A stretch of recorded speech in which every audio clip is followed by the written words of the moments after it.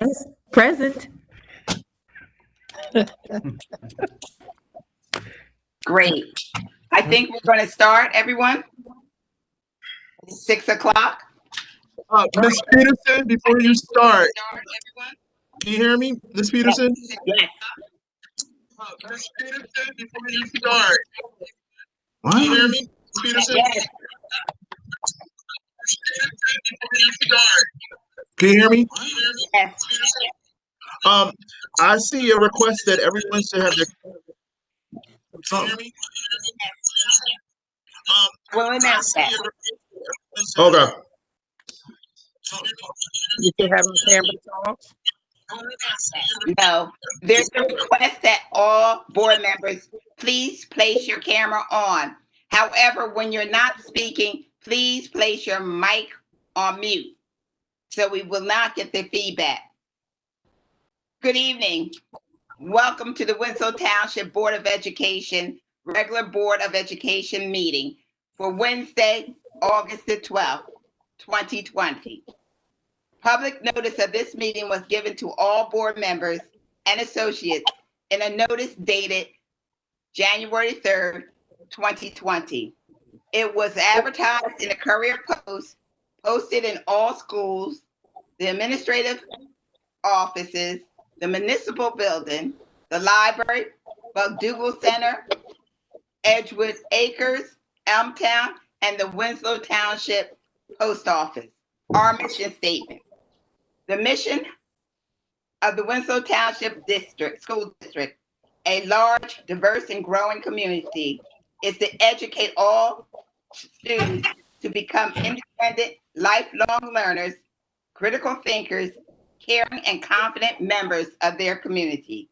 The district, in partnership with the community and a climate of cooperation and mutual respect, will provide an academic environment which values excellence and diversity, encourages students to strive for personal excellence, and assists them in acquiring the knowledge, skills, attitudes necessary to contribute positively to a rapidly changing world. Roll call. Mr. Blake, Present.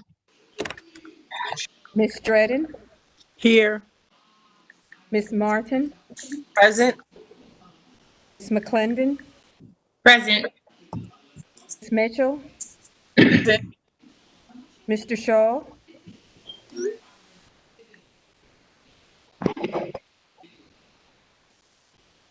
Mr. Shaw, Ms. Thomas, Present.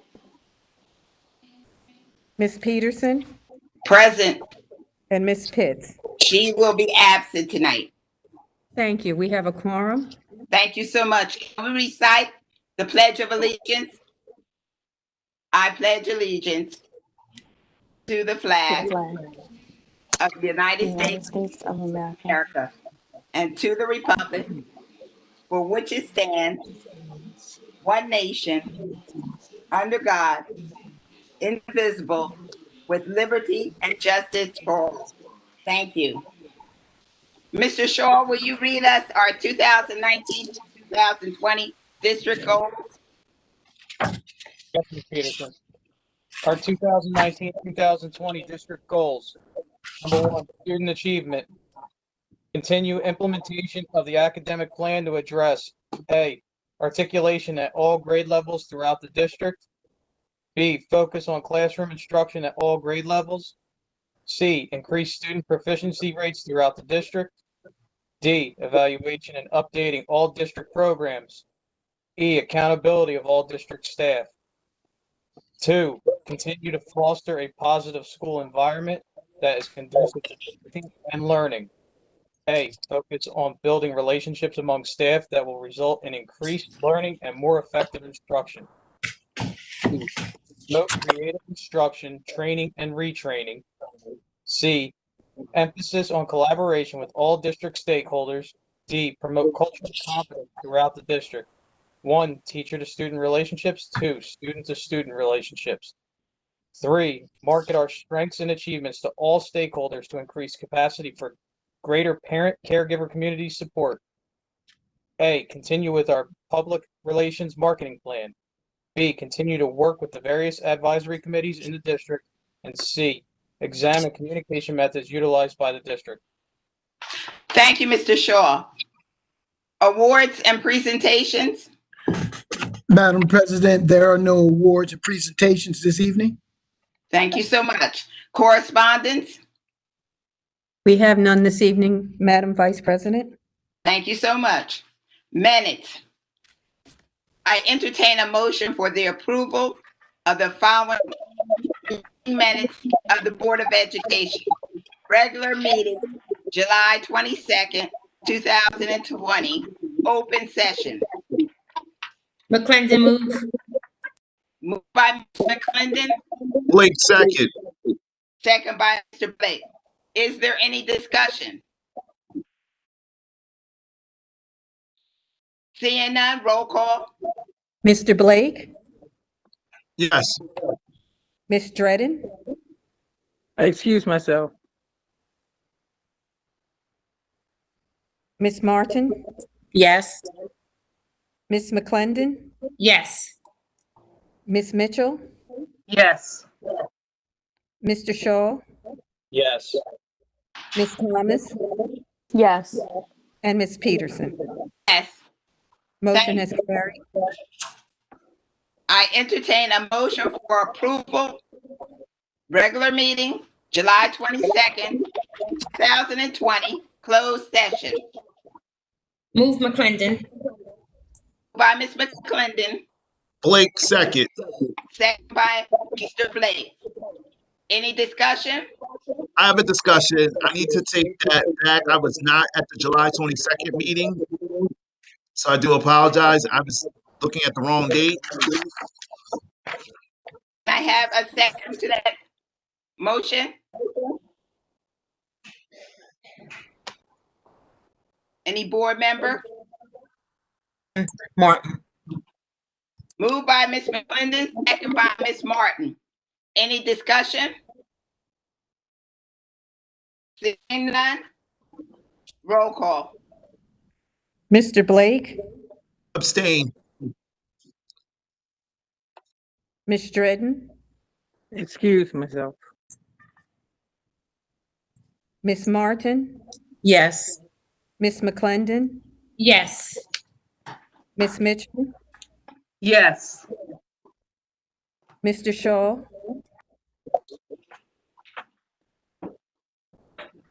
Mr. Shaw, Did hear Mr. Shaw answering the affirmative. you did? Yes. Ma'am. Okay. Ms. Thomas Yes. and Ms. Peterson. Yes. Motion has carried. Thank you so much. Board committee reports. Education, there will be no report. Policy, Yes, Madam Vice President, the Policy Committee did meet. May I give the report? yes, you may. Thank you so much for that. Okay.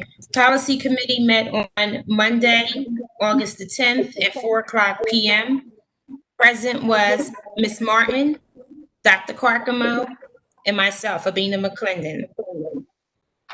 Board members, if you look at the package that you received today, there are 3 policies that were reviewed. We have policy number P1648, policy P1648.02, and policy P5511. In policy P5511, we looked at adding under the dress code and grooming, on page 3, we added the accessories, the mandate of the face covering, mask being required. And also, on page 2, we did add something in under dress code implementation regarding conduct, any appropriate disciplinary action taken for any students that do not comply with the policy. And policy 1648, that was just a restart and recovery plan. Most of that is what was already laid out from the district. And in policy P1648.02 was the remote learning options for families. This is your first reading for the policies and regulations. Our meeting was adjourned at 5:20 PM. Any questions?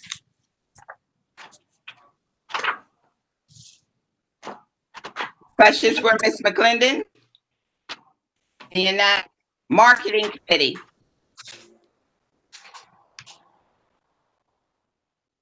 Marketing Committee, None at this time. thank you so much. You're up against Athletic Committee. None at this time. Thank you so much. I appreciate it. Before we start with public comments, I just want to read something to you. Since April, the district and the board have been monitoring the findings presented by New Jersey Governor Phil Murphy, Department of Education, Science and Health professionals regarding COVID-19 impact. In July, the board and district and community stakeholders started the process of developing a reopening of schools for our community. To this end, we received some feedback at our special board meeting last week of August the 5th that board members may have appeared to be disrespectful. This has never been our intent because we truly value the community stakeholders. We realize that we are all in this together and we will work hard alongside of everyone else to make our school district stronger. Dr. Potee?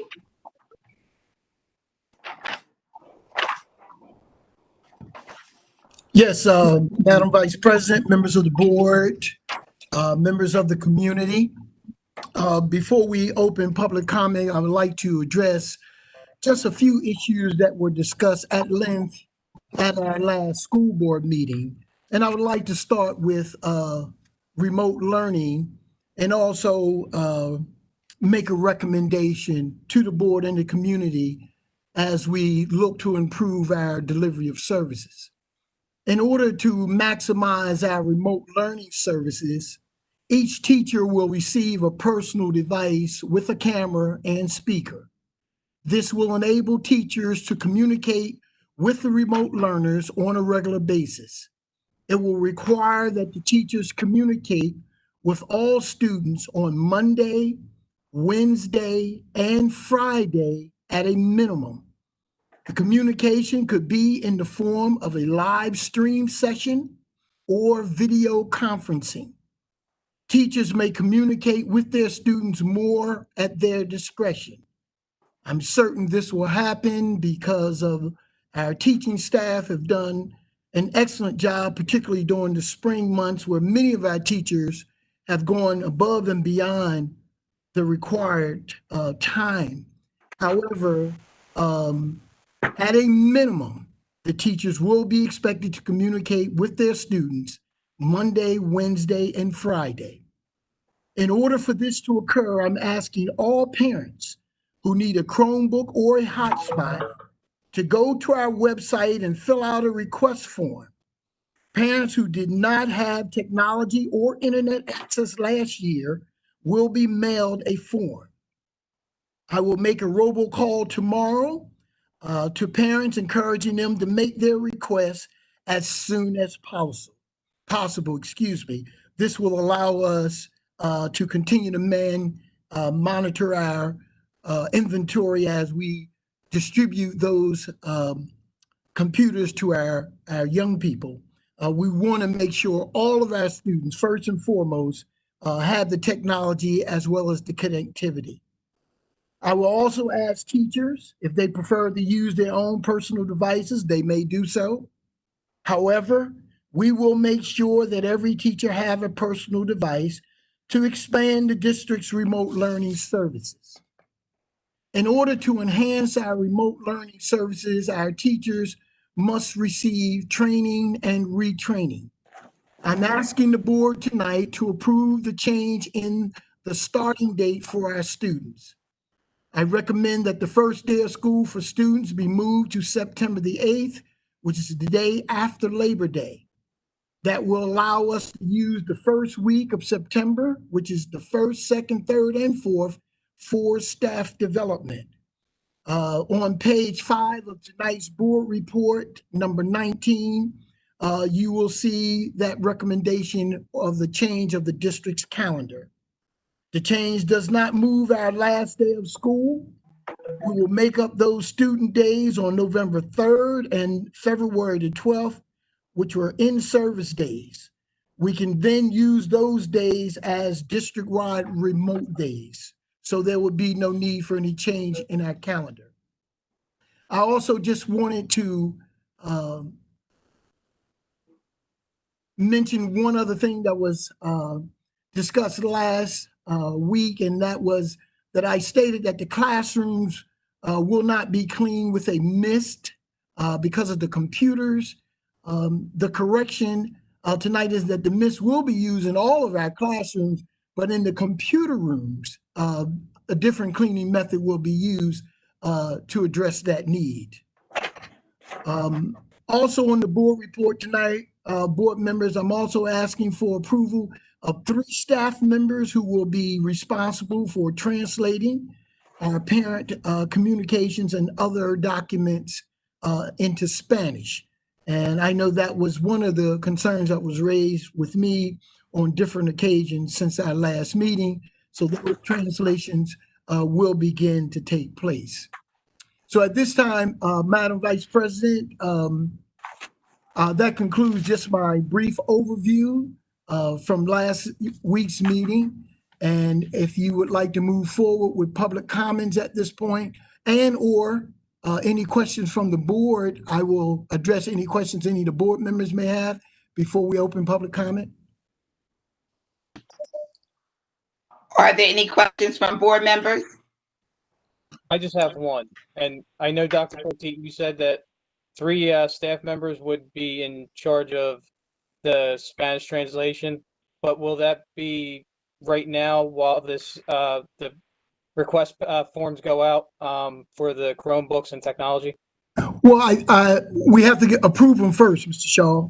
Okay. Once they are approved by the board, then we can start that process immediately. Okay, thank you. Dr. Poteet? Yes. With the recommendation of the date of school being pushed back to the 8th due to training and retraining for teachers, as far as with the platform for remote learning, what do you have anything you can share as far as what the training will look like for teachers? Is it off of videos? Is it tutorials? It can be a combination of things. Mrs.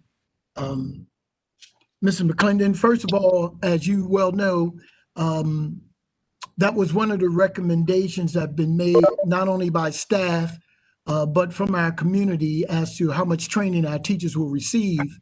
And as we continue to move forward to maximize remote learning, it is understandable that many of our teachers would like to have some additional training, particularly with live streaming, as well as the video conferencing. Some of that training will take place virtually. Depending on the number of individuals, we can do some face-to-face, but in very small groups. But my recommendation, and of course, when they return to the buildings on that particular week, we can do it from a number of perspectives. But at this point, we're looking at every aspect: small group, face-to-face, remote, virtual learning, training, whatever it takes at this point. We will be working out the particulars as we move closer to that time. But we will use every platform that's available to us, Mrs. McClendon, to make sure that training does take place. Thank you. Dr. Poteet, I had a question. It's Mr. Blake. Yes, sir. As far as the contact and the synonymous learning, you said Monday, Wednesday, Friday.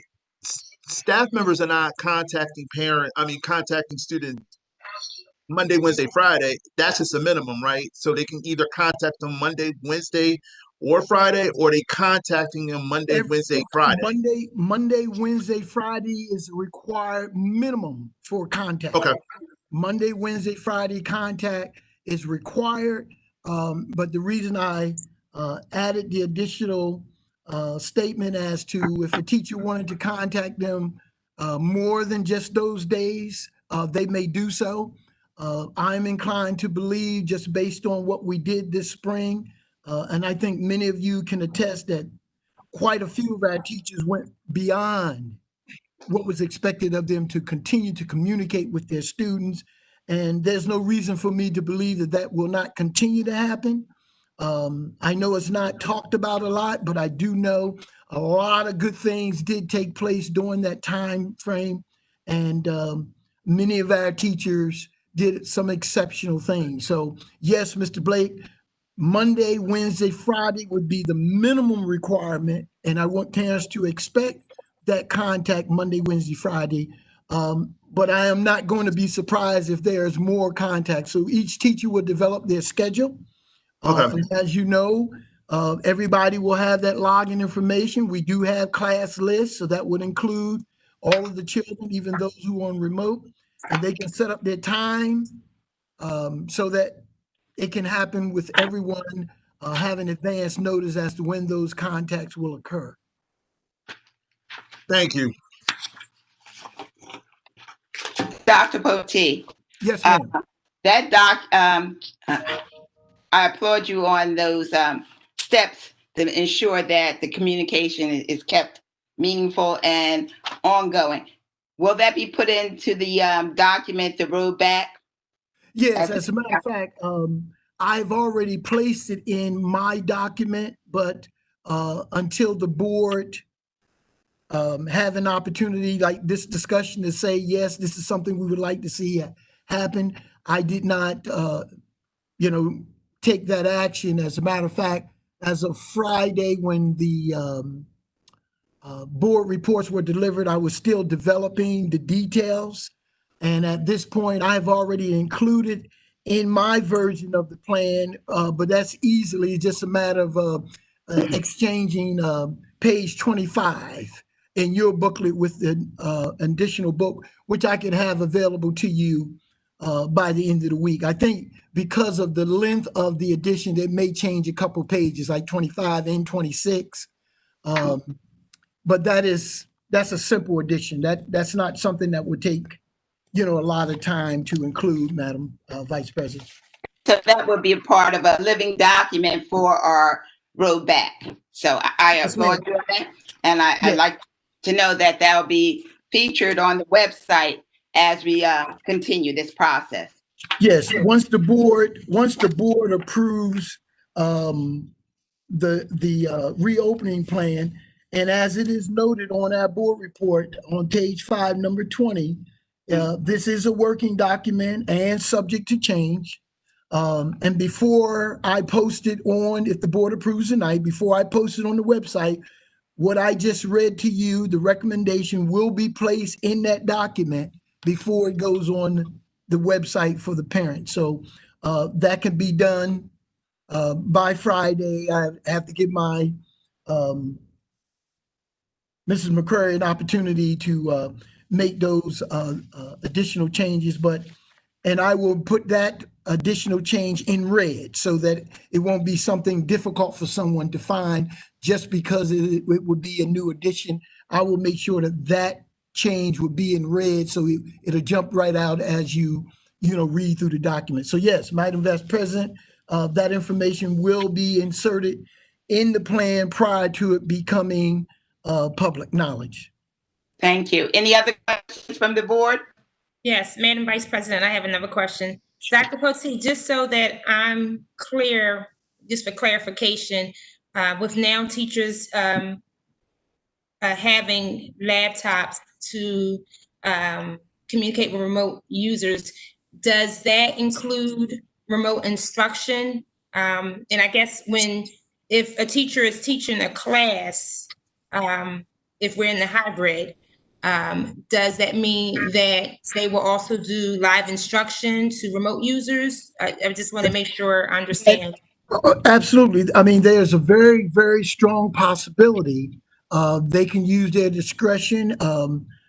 For example, if I have a class, my first class in the morning, the class could be doing a written assignment, and I can have my online students plug in while that assignment is taking place for clarification on that particular assignment, ask any questions that the students may have at home.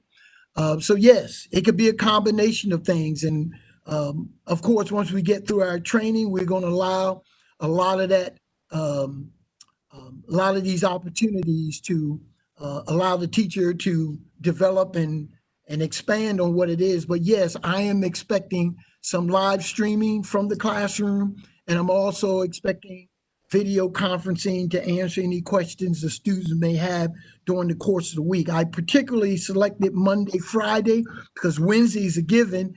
Mondays is the beginning of the week, so we start things off. Friday is the end of the week, so before we go home for the weekend, in case there are additional assignments, and then starting the week over again, we're right back to Monday. So yes, the expectation will be multiple things can be available to the students. I just want to make sure that the teachers get comfortable with it. And I think as we move forward, it would become more and more user-friendly to all of the young people as well as the teachers. So yes, that is my expectation, Mrs. McClendon. Okay, so on Wednesdays, will teachers now be working remotely, or will they still come into the school? Wednesday is total remote. Wednesday Okay. is total remote. I only put Wednesday in as a consistency, so you know it's every 3 days, but you know Wednesday is a total remote day for everyone. Okay, All right. So yes, and that is going to remain the same. That has not been changed, but it is still considered a contact day for all students. perfect. Thank you. Dr. T, one question for me. I'm thinking, so like I get the Wednesday part, they're remote, it's a little bit easier on staff to reach out to families and students.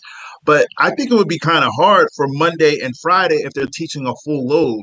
So my question is, how would that look like on a Monday and Friday if I'm a Algebra 1 teacher and I have a full load? I'm teaching 6 classes and I'm expected to reach out to my students that are remote and or hybrid. And I understand that, you know, they have prep times, but that time I thought was more to prep for their classes. Like I think it would be a Well, lot. I see it being a little more simplified than that, Mr. Blake. If I'm teaching Algebra 1 and Algebra 1 is the only thing I teach, on Monday, I may take my first period Algebra 1 class or my second period Algebra 1 class, either start off showing the young people a lesson, whatever we may be working on, whatever equation we may be working on. We can do that while the class is there. They can participate, or I can have that class already start the lesson in class, and then I will go online and communicate with those young people who are at home. It's all about just the planning, and that could be 15, 20 minutes, 25 minutes. My main objective at this point is constant connectivity. I think at this point, and I don't want to make it appear to be more difficult than what it is. But again, if I'm teaching algebra, you know which classes that you can plug into, at what time during the course of that day. Everybody's following the same schedule. So I don't see it as being a very difficult task. It's just planning as we always plan as a part of a teacher's lesson plan. So get the students started, then go online, or let everybody start at the same time. I think the video conferencing can take place once you get your class started. Students are doing an assignment. Now I can work with my remote children, students, asking any questions they may have, working through some problems with them. So I see it as being workable. I think it's something that can be done. And wherever there may be some kinks, we can work through it. But I've taken the time to have discussion with my administrative staff, and we know it's doable. It can be done, and we'll work through with our staff to make it happen. And I think at this point, based on last week's meeting, that's what I heard a lot of, and that is how much contact would the students have with their teachers. And I don't think it was how long that session would take, as long as they were having connectivity to address issues on a regular basis. So I see it happen, Mr. Blake. Any other questions? Seeing none, we'll go to public comments. The Winslow Township Board of Education highly values the input of citizens in making important decisions that affect the children of our community. We also believe in the rights of citizens to observe board meetings, to ensure that all our citizens have the opportunity to attend school board meetings and offer comment, and to ensure that the board can conduct the important business of the district. We ask that the speakers follow the guidelines for making public comment. The board's president or our board secretary will recognize those individuals in the audience who wish to make a comment. Please respect the following procedures. 1, all members of the public attending school board meetings must treat other and the board with respect. 2, state your full name and address. 3, limit your comments to 4 minutes. 4, submit your questions to the Board of Education with your name, address, telephone number, and be contacted. Your questions will be answered within a reasonable time. And 5, individuals offering citizens' comments are not permitted to make personal attacks on any district, employee, board member, or other testifiers or member of the public. I entertain a motion to open public comments. Move McClendon. Second, Blake. Moved by Mr. Clendon, second by Mr. Blake. Are there any comments? Seeing none? All in favor? Aye. Aye. Aye. All opposed? The motion has carried. Ms. Boyle? Okay. All right, Madam President. Right. Good evening. You've joined the public comment section of the board meeting. Please state your name and address, and then you can make your comment. Hi, good evening. Good evening. My name is Nikki Thompson, and I am at 42 Burley Drive. Ms. Thompson, can you state your comment? Okay, can you hear me? Yes. Okay.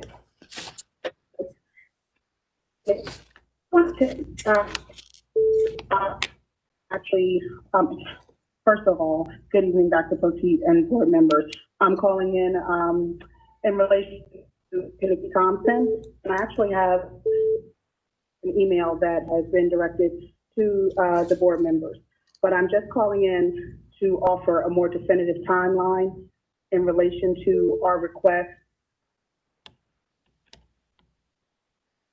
out of county tuition. I just wanted to give you all a better timeline that may not have been represented in my email. So on March the 6th, I believe it was either the 6th or the 7th, I actually dropped off her letter of acceptance from GCIT to the board office. I received a response from Dr. Poteet on April, it was dated April 22nd, so I probably got it a few days later in the mail. And that was when he had directed me to CCTS because we have a school here in Camden County. I did follow-up calls after that, but of course by then we were deep into COVID and other issues that we were dealing with as a community. After that, we actually went ahead with planning and trying to figure out how we were going to go about it. We even considered uprooting our family and just basically furthering our research. So fast forward to around July the 20th, that week of the 20th, I emailed Dr. Poteet again, specifically asking for another reconsideration. I believe my daughter, Kaniki, emailed him that same week. The last email that I sent him was on July 29th, and I understand that he was probably in the throes of planning right now for remote learning based on COVID. So I did not get a response. But what I did do was call back and I spoke with his secretary and she confirmed what I thought. And Dr. Poteet did call me and we had about 3 phone calls. Like the first, basically, Dr. Poteet reiterating what he had stated to me in his letter. And then we had another phone call where we actually talked about whether or not we had actually applied to CCTS, which he subsequently found out that we did put in an application and did actually confirm with the superintendent of CCTS that they had been full. They actually have been full since the last day of February. And the last phone call that I had with Dr. Poteet, he did let me know that I was able to go ahead and bring this to the board, to bring this to you all, and at this point that it would be in the hands of the board. So I just wanted to give you guys a more definitive timeline because I didn't know if I had made myself clear, because I didn't want it to seem as if here we are in the throes of August and we are just bringing this to you guys, where this is something that started back in March. So I really just wanted to add that as an addendum to my email that I did disseminate to the board earlier this week.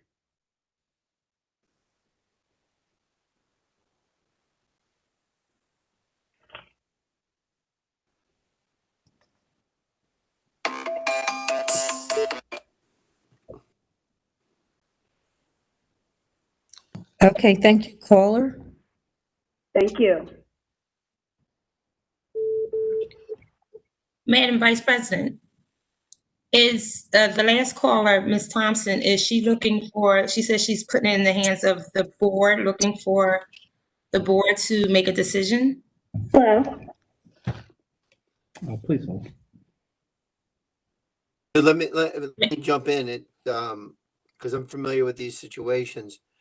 When you go out of county, it has implications, I think, in terms of cost, and the typical request is to go within Camden County. And I believe that's exclusively the superintendent's determination. And I'm not sure who's requesting. Respectfully, a member of the public shouldn't request the board to overturn the superintendent. They can certainly ask the question, but the board should not take that up until it hears all the information from the superintendent upon which his decisions were based.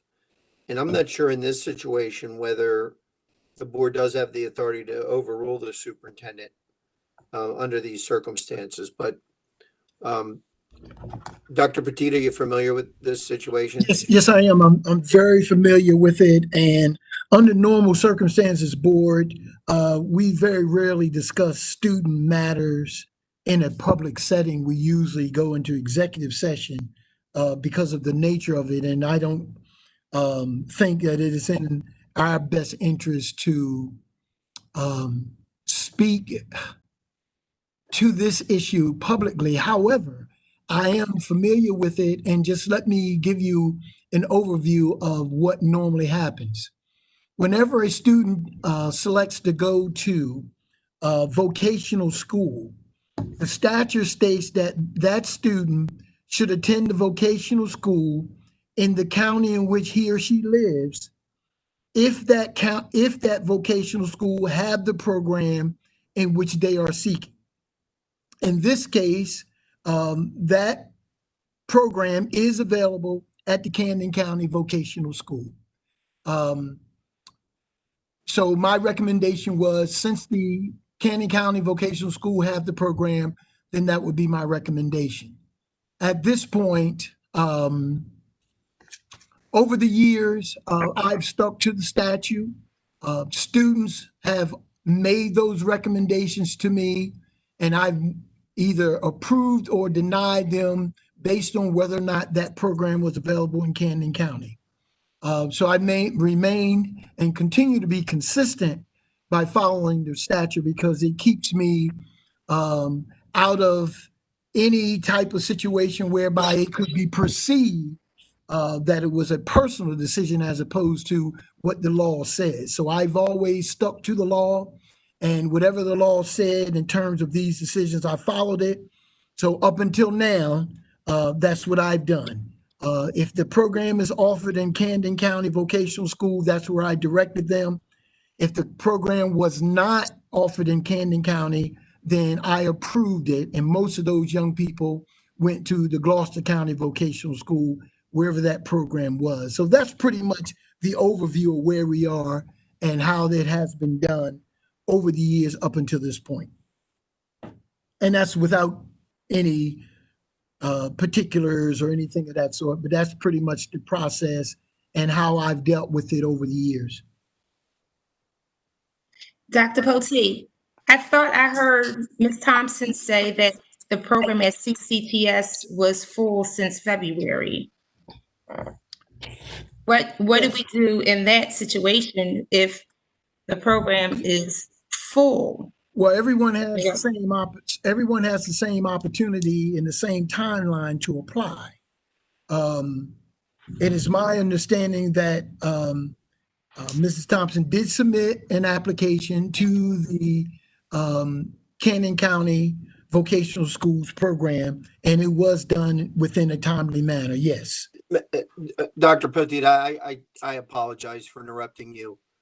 And I take note of the fact that discussing student matters in a public setting is a no-no. I have no Absolutely. problem if the board vice president who's chairing the meeting this evening wants to call an executive session. It's appropriate for that discussion if that's the board's pleasure, but I don't want to get into the personal situation. The overview is fine, but out of respect for Ms. Thompson and her family and her child and the process itself, it's not something we should be sharing with the rest of the community. There are privacy laws in effect for a reason when we discuss students, and we should stick with them. I'm not trying to stifle any dialogue on it. I'm just trying to not have that dialogue take place in public. Right. I agree, Mr. Long, and I think that was my original statement from the beginning, that these issues are normally discussed in executive session. Well, Madam Vice President, if I may, I would like to have more of a discussion regarding this situation. This affects a young person's education, and I think that we need to at least iron it out and get more details regarding it. That's my take on it. Ms. McClendon, is that in the form of a motion that we have executive session? Yes, Madam Vice President. We can just, Madam Vice Chair, we can definitely go into the executive session. We get into that portion of the meeting, assuming there's no objection. There's no action taken. It's on our agenda. We can add it. We can go into closed session. Technically, I'm not sure how we do it in this format, but we have a little time before we get there to decide how we're going to do that. I'm assuming that our IT folks could accommodate us. I will put the agenda for executive session tonight. Thank you. Thank you, Madam Vice President. You're welcome. Madam Vice President, are you ready for the next caller? All right. Okay. Caller, you have joined the public comment section of the board meeting. Please state your name and address, and then you can make your public comment. Sorry. My name is Christina Leonor. My address is 7 Dartmouth Drive in Atkill. Okay, would you like to make your comment? Yes, please. Hi, I have two questions tonight. So my first question is, if a student is strictly remote learning, what days do they need to be online? Is it 5 days per week? Is it 4 days, or is it on their cohort days? And then I need some clarification on, Dr. Poteet, what you meant by the teachers contacting the students Sundays, Wednesdays, and Fridays at minimum. Is that phone calls? Is that video? I know you said you would, you tried to simplify it when Mr. Blake asked, but it just seems a lot for the teachers to ask to teach in class and also contact the students that are choosing remote learning. So I just need some clarification on that also. Yes, well, to the remote learning will take place for those students who have full-time remote. That's every day, that's 5 days a week. Excuse me? I said, okay, sorry. Okay, that's 5 days a week, and the teacher will be communicating with them at a minimum of 3 days a week. And we're not limited just to video conferencing or live streaming. There may be some pre-recorded lessons and things of that sort, but the contact can be made by the teacher, even if it's only for a few minutes a day, just to make sure that the students are moving and progressing, if they have any questions that need to be answered. So at this point, my main objective is just to make sure that we have some degree of connectivity with those students during the course of the week. Okay, thank you. Did you have another question, or was? No, that was it. Thank you so much. Okay, thank you. We'll move on to the next caller.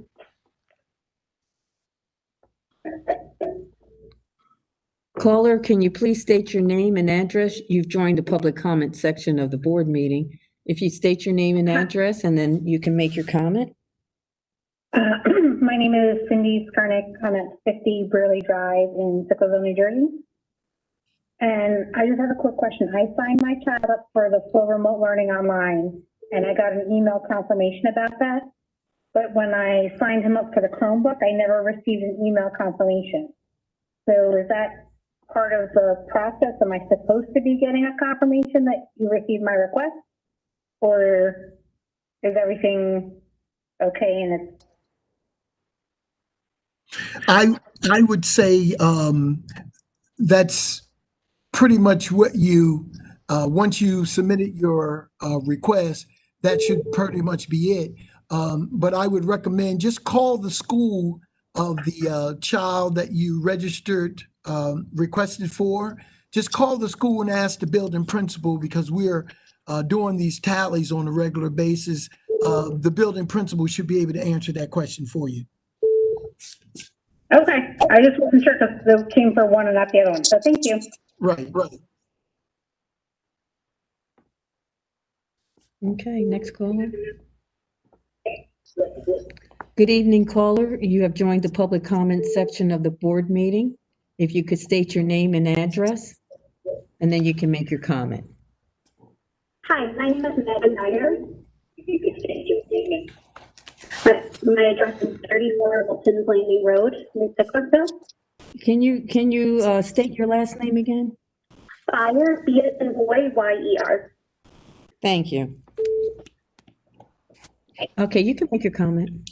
Okay, I have two questions. My first one is in Governor Murphy's press conference today. Willingboro superintendent stated that they chose 100% virtual learning to open the year because of an inadequate HVAC system and because most buildings are only partially air conditioned. And I guess my question is, aren't we in the same boat? I know my kids only have been to school for so far, and I know they are not fully air conditioned. And my second question is, if Dr. Poteet, you are stating now that teachers can live stream on Monday, Wednesday, and Friday, how come they can't live stream like for the 2 days that the remote learners are assigned, since those are their in-school days? The last question is because at this point, We don't want to take all of the time from the teacher when they're doing face-to-face. I just feel, and they're only doing 2 days per class. So at this point, because they get the same students, particularly lower elementary schools and upper elementary, they're getting the same students for 2 days in a row. So we didn't want to take both of those days and have the teacher, because again, we just felt that 1 day should be sufficient at least to get us started. And that also gives that teacher the opportunity to give all of her attention to that particular class that she has sitting in front of her. Again, my objective is to increase the connectivity with the students. And at this point, 3 days is what I was able to work out. And I'm not at this point in a position where I can say that can happen 5 days a week. But I will not say if a teacher decides that they can work it out where they can do it 5 days a week, then fine. But at this point, I've said a minimum of 3 days a week. As far as the Willingboro situation, I heard part of that report, and I don't know all the particulars as to why, but it is not a recommendation for health and safety that you have to have air conditioning in all of your buildings. As a matter of fact, it states that wherever air conditioning is not available, you can open your windows, your doors, just so that you can have a circulation of air, that sort of thing. So yes, our buildings, all of our buildings are not air conditioned, but having air conditioning in all of your buildings is not a requirement to meet the guidelines for the state's school restart and reopening plan. Okay, so what do we do for those kids that are in classrooms that don't have air conditioning? And theoretically, according to the discussions that were happening today, can't use fans because of airflow. And when the kids go back to school, it's going to be, pretty hot. Yes, it will be. We are doing what we normally do in terms of our maintenance of our facilities and our HVAC systems. And at this point, yes, it is normally warmer in September. But as far as that being a criteria not to open schools, that isn't necessarily what is being recommended for us. But at this point, as I stated earlier, as long as you have an opportunity to open windows, keep your door to get the circulation, and that there's recirculation of air in the room and or in the building, then you've met the minimum requirements for that area. But at this point, I know the Willingboro situation was more than just that. Based on what I was able to hear and read, their personal equipment was on hold or backlog.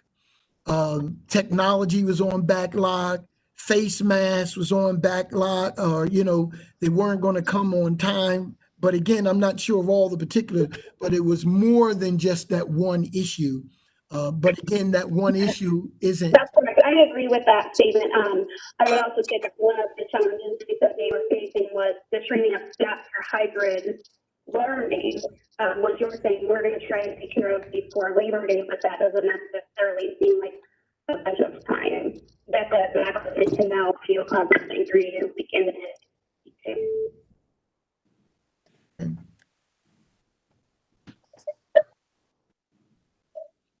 Dr. Putti, can you answer that question if you heard it? I'm sorry, I couldn't hear. What was that last question?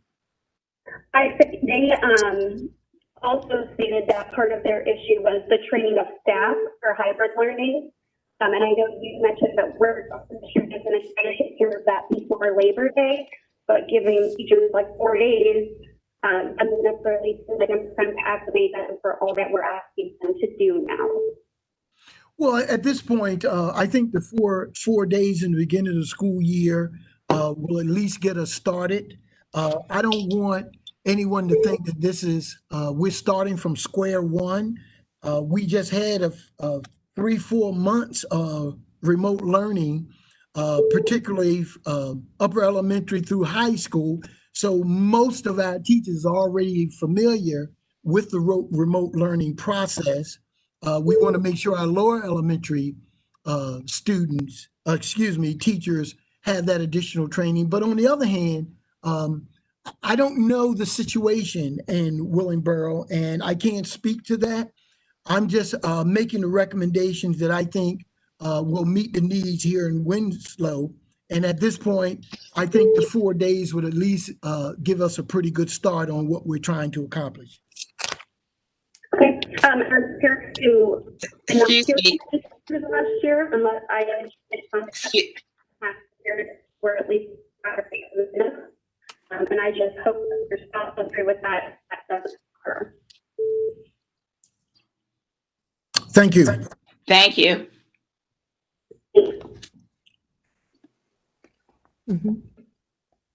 Good evening, caller. You have reached the public comment section of the board meeting. If you would please state your name and address, and then you can make your comment. My name is Emily Bailey. I'm at 11 Candlestick Lane in Sicklerville. Ms. Bailey, you can make your comment. Okay, my question is, what is the remote learning going to look like? Have we gone beyond packets? Is there going to be Google Classroom, things of that, especially for the elementary level? Because in my opinion, the packets were not successful, and especially with children who don't necessarily have an IEP or in ELL, I think that's ESL, where maybe a child has 504, like ADHD, such as mine. I'm very concerned about the packets. So my question is it going to be packets again, or have we moved beyond that, and are we going to be progress? I'd like to reiterate the fact that we will be providing technology to our lower elementary schools for this school year. That means our kindergarten through third grade will, and whoever those individuals may be who need a device, will provide that for them, as well as online access. I think it will be a combination of things, because we all know that kindergartens and first graders shouldn't be sitting in front of a computer for a lengthy period of time. So at the lower grades, I think it will be a combination of online, video conferencing, some streaming. Yes, there will be packets for the little people, but I think at this point, it will be much broader of an opportunity than we had last year, and we'll be in contact a little more, of course, with our younger students than we did last year. So it will be a combination of things, but it will not eliminate packets, particularly for the age group.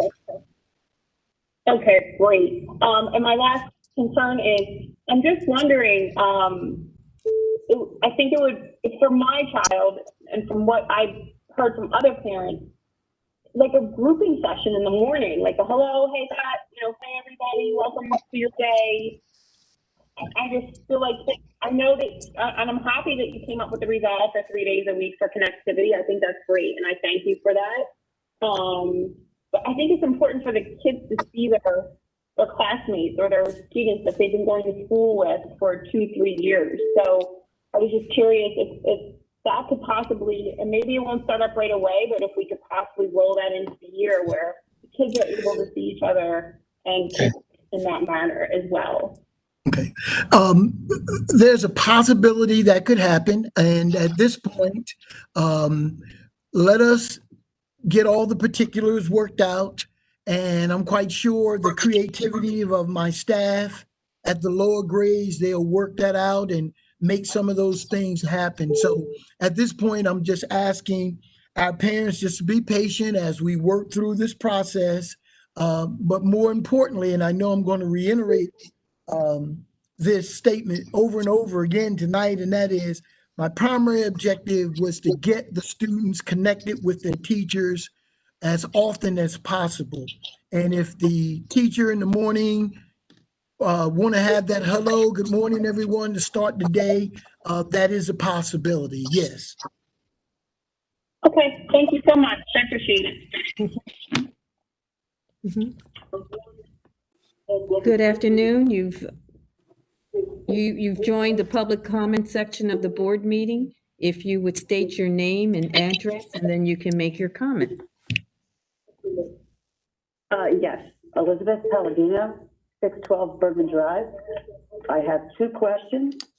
One is how will back to school nights be handled? And two is, since the Board of Education feels it's safe for schools to open for students and staff, why are the August, September, and October board meetings scheduled for live stream instead of at the middle school as usual?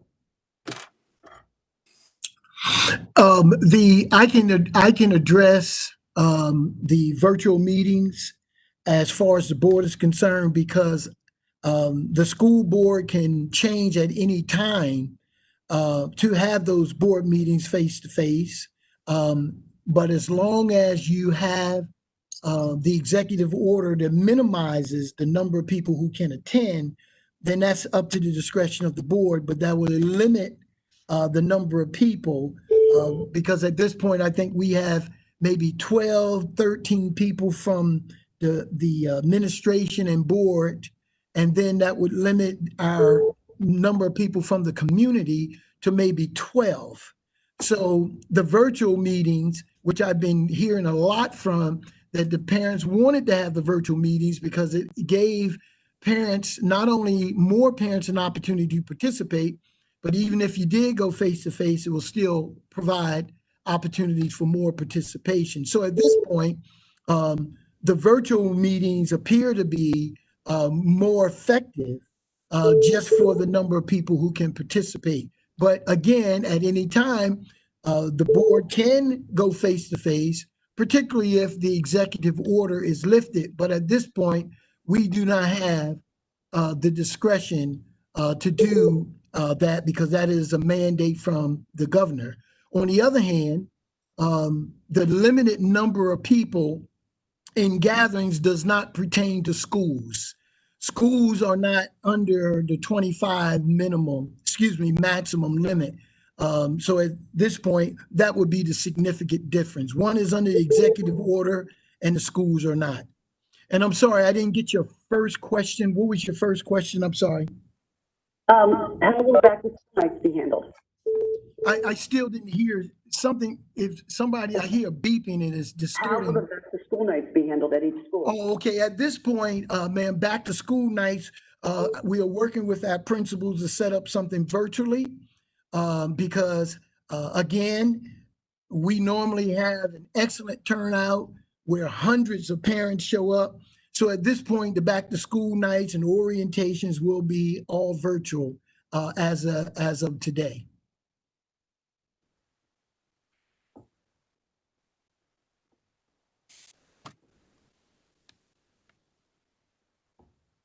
Caller, did you hear the answer?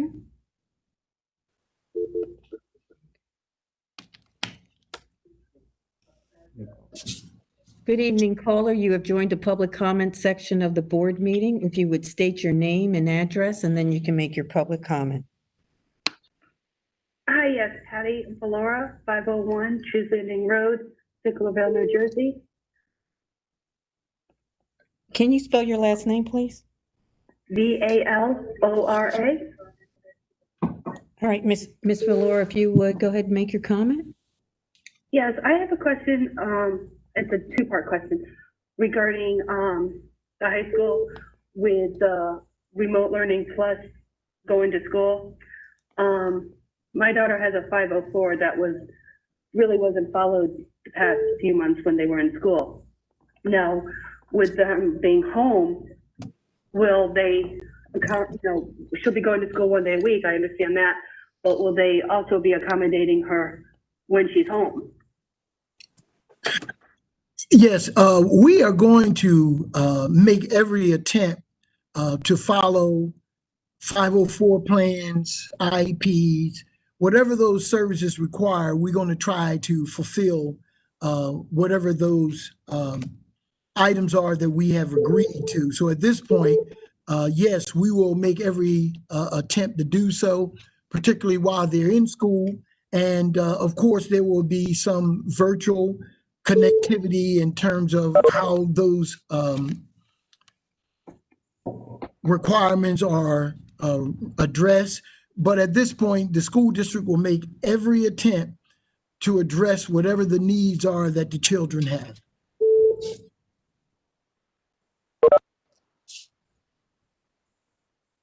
Your next question? Caller, are you still on the line?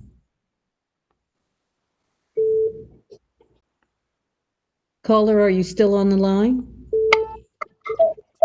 Okay, I think we'll move on to the next caller. Good evening. You joined the public comment section of the board meeting. If you would state your name and address, then you can make your public comment. Hi, my name is Shanae Rothmiller, 128 Country Lane, Sicklerville, New Jersey. Yes, Ms. Rothmiller? Hi, my son is going into middle school, going into 7th grade. So with them not having the opportunity to shadow or anything, how or have any type of orientation, how is there going to be any type of virtual orientation? Yes, there will be a virtual orientation. Are you coming from one of our upper elementary schools into the middle school? Yes, he's coming from school 6. Okay, and did your son have an opportunity to visit the middle school this year as a part of their? No. Excuse me? No, I don't. I guess maybe everything shut down before that we had that opportunity. I hadn't heard. Oh, okay. But yes, but we will be having a virtual orientation for all of our schools for incoming students. The building principals should be reaching out to you with those times and dates. All right? Okay. So, and then once school opens back up, being as though he's never been in a school before, will there be anything for them physically?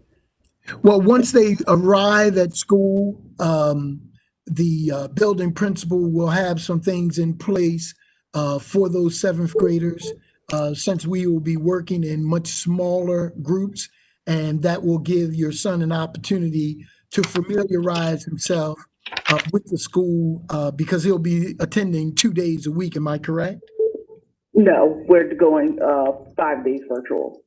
Oh, okay. Then at this point, no, then you will be a part of the middle school orientation, but at this point, physically, if he's 5 days remote, then no, there will not be an opportunity at this time for him to be in the building. I get that, with us going virtual, but so when things are under control and it's safe to go back into school, he'll just go into an unfamiliar environment, not knowing anything or having any way to get around to school? No, I think at this point, ma'am, and I can pretty much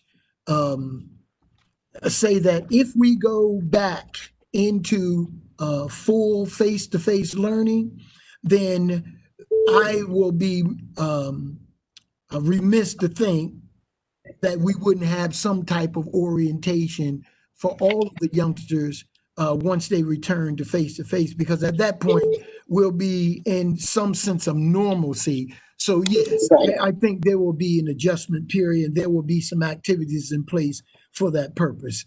I thought you were in the hybrid model, but as far as I'm concerned, if the student is full-time remote, And if we go back into full-time face-to-face, yes, there will be opportunities for orientation as soon as that happens. I'm almost certain that that will take place. Okay, thank you. That's all I have. Thank you. Good night. Mhm. Good evening, caller. You've joined the public comment section of the board meeting. If you would please state your name and address, and then you can make your public comment. My name is Glenn Meredith, 7 Cedar Hill Drive, Sicklerville, New Jersey, and my question is for Dr. Poteet. My question is, if the HVAC system has been inspected and thoroughly certified by the HVAC company that maintains the equipment, I would like to know if there's maintenance records available. And secondly, I would like to know if the classrooms that do not have windows that can open and properly ventilate, how those classrooms are going to be locked off and not used by children. My school child has informed me that windows in their class does not open, and I'm curious to see if my child will report to school with ventilation or not. Right. What school are you referring to, sir? One of them. Excuse me? One of the schools. Oh, it would be easier if I knew. I don't know. I don't know the number. He's not here. I can't answer him. Ask him. Oh, okay, okay. The reason I asked for a number is if there is a situation where windows don't open, which I am not familiar with, then I would go and take care of that first thing tomorrow morning to make sure the windows open. However, we are looking at classrooms that do not have windows because they may be within between some classes or some classroom off one of the wings or whatever. Then those classrooms, the building principals do not necessarily have to use those classrooms if they don't have windows. That would be my recommendation. As far as the certificate. So those classrooms with no windows will not be utilized. That would be my recommendation. I would have to go building by building with the building principals and to make sure that they don't schedule children in classrooms without windows, because that is one of our recommendations to enhance circulation, is that we have windows that open. Okay. Okay. Next question is there going to be a written protocol for if and when a COVID-19 personnel or student tests positive? Is there yes, that is written protocol? Yes, that is. If one student in the classroom, they all have to quarantine, and if there's another student in another class, how many is it going to take to close the? How many is it going to take to close a school? I don't have the answer for that, sir. The Cannon County Health Department, who will be doing our contact tracing and investigating once that situation is reported to them, the health department who will be working closely with us, they will make that determination. Aren't you working with the Board of Health, Camden County? Don't they have recommendations? They did not say to us that if one case occurred in your school, that they would close the school down. That has not been given or provided.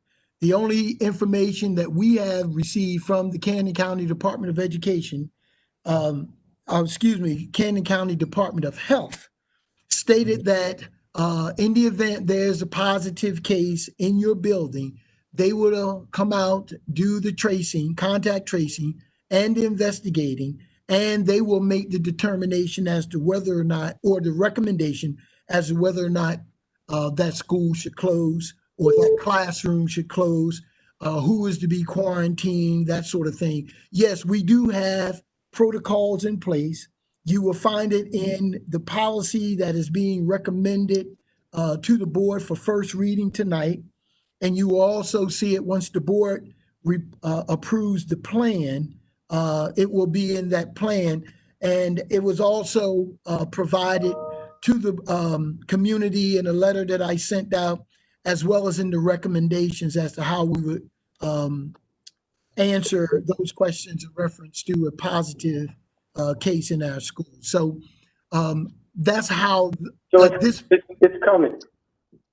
Yes, It's coming. well, It's on its way. What's the time frame for that? Well, if the board approves the plan tonight, the plan will be on the website by Friday. Okay. Thank you. All right, take care. What's the time frame for that? Do you have another call? Good evening, caller. You may want to turn down your other device. Welcome to the public comment section of the board meeting. If you state your name and address, then you can make your comment. Yes, hi everyone. My name is Damaris Marino, and my address is 5th Winslow Drive, Hamilton, New Jersey, 08037, and my phone number is 609-902.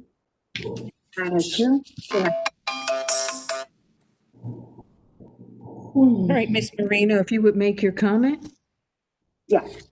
So one of the questions that I have is, if a child is deemed appropriate to not wear a mask by a medical professional, will the parents be notified that their children will be in a classroom with a child not wearing or required to wear a mask? At this point, I would say no. That is not a requirement that we have to report to others in the community, or excuse me, to parents in the classroom, that there's a student in that classroom who does not have to wear a mask. That is not necessarily a requirement that has to take place. Okay. Okay, that was one of my questions. My other question is, will classroom dismissals be scattered to ensure the hallways are not overcrowded in the middle school and high school?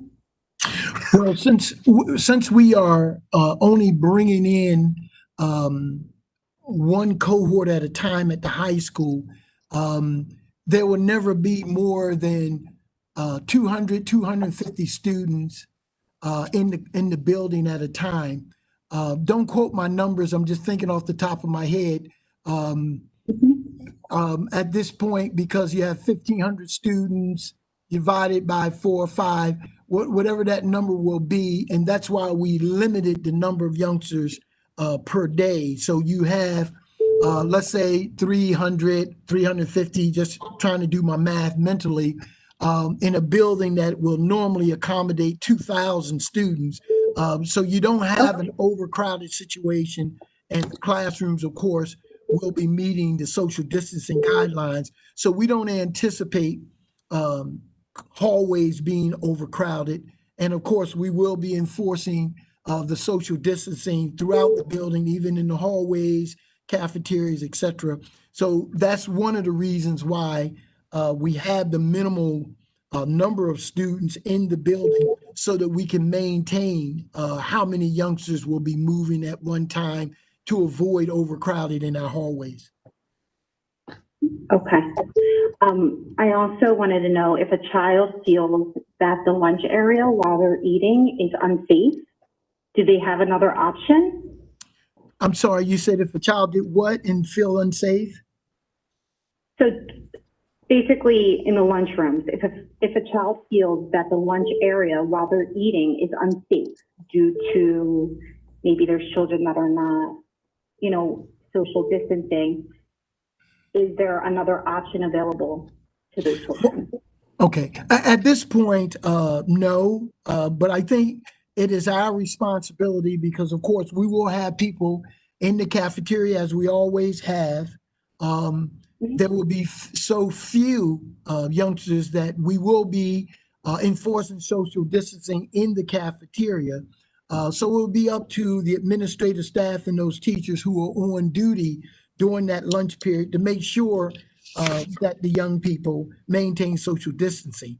I'm also asking the parents to continue to have these conversations with your children before they come to school, to, reinforce and support us and letting our young people understand that this is serious and that this isn't something that should become an issue for us, and that we're working together to make sure they stay safe. So I think working together, reinforcing the reason and the purpose for maintaining social distancing, we're going to do our very best to enforce that social distancing in the cafeteria. But I'm also going to ask the parents if you would continue to have these conversations and support us. And I think it'll make it a lot easier. Absolutely, yeah. I also wanted to know, will disinfecting your work area be reinforced by teachers in the middle school and high school? I heard on the prior board meeting that the child is responsible for cleaning their work area. So I just wanted to know whether or not it would be reinforced. Well, here is the thing. We will have, wipes and things of that sort in the classrooms. And for safety purposes, if a student will take a wipe and just wipe off the top of their desk and their chair, we did not feel that was asking too much. And I think at this point, it's another safety precaution. And again, everybody working together so that we stay safe. We will supply those wipes and just ask the student to wipe off the top of their desk and their chair. Would definitely help us to maintain a safe environment. Yes, yes. So if a child or for specific children that are not cleaning their work area, will that be reinforced by a teacher? Yes, and again, all of our duties changed a little bit under these circumstances, and we're asking our teachers to be at the door and to make sure each student get a wipe as they came in the door. They don't have to hand them out because we'll have large enough containers where they just have to take one out themselves. And yes, we would expect teachers to try to be as mindful as possible. But again, after the consistency over a period of time, we're hoping that it would come somewhat natural to the young people to know this is something they should be doing, and something that is also going to help keep them safe. So yes, I mean, we are asking everyone to, to work together to try to. I'm so sorry. I didn't mean to interrupt you. No, I just said we are asking everyone to, work together so we can keep the environment safe for all of the students and staff. Yes, yes. Okay, excuse me. This is Julie Peters. Protocol for disinfecting the school buses. I'm sorry, Speaker. I think the Vice President was commenting. Yes, excuse me, Speaker. We would love to address all questions, but we want to allow everyone to have an opportunity to ask. So if you would be kind enough to send the question into Dr. Poteet, he can respond in writing back to you, if you don't mind, so that other speakers will have the same opportunity. Absolutely. I can email him. That's not a problem. I appreciate that. And Madam President, I just wanted to say I've done that mental math with a pencil this time. So we're looking at maybe 375, no more than 400 students at any given time at the high school. But again, with the social distancing and spacing students out for a building that will accommodate 2,000 students, 375, 400 students, I think gives us an opportunity to maintain social distancing throughout that building. Thank you. Okay. Yes.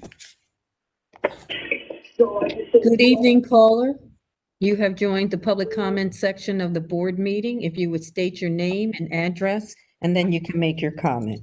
The name is Karen Chu, 101 Garfield Avenue, Chislehurst. I have 2 questions. Yes, Ms. Chu? First question is this full day school? If you. The second question is what will be the process for students departing the buses once they get to the school? Are they going to be coming off the buses, one bus at a time, going through cattle chute, temperatures taking, things of that sort? Okay. Full day school, yes. If you are a student who selected the hybrid model where you're 2 days in, 3 days out, they will be full days. And the time is pretty much the same as it was last year. If you start at 8:30, you'll be in school for that entire day. Dismissal at 2:30. So it will be a full day, full classes, electives, whatever it may be. It is similar to a class full day as it has been in the past. As far as the students departing the buses into the schools, we're going to try to monitor that as best we possibly can. And that's one of the reasons we did not place those scanners at the doors of our students, because then you are creating a backlog and you're eliminating social distancing altogether. So we're going to monitor it. The upper grades, of course, they go in multiple doors. So that'll work for us at the middle school, high school. Usually our elementary schools, lower elementary schools, they usually come into the front entrance, but we're devising some plans where maybe use multiple entrances for our elementary schools to eliminate that from occurring. But at this point, we will have staff available to help us monitor that as best we possibly can. And we will make every attempt to use multiple entrances this time so that we can eliminate, the crowding at the doors, and then, of course, students being on top of each other. So we do have some plans in place for that purpose. Okay, thank you. You're welcome.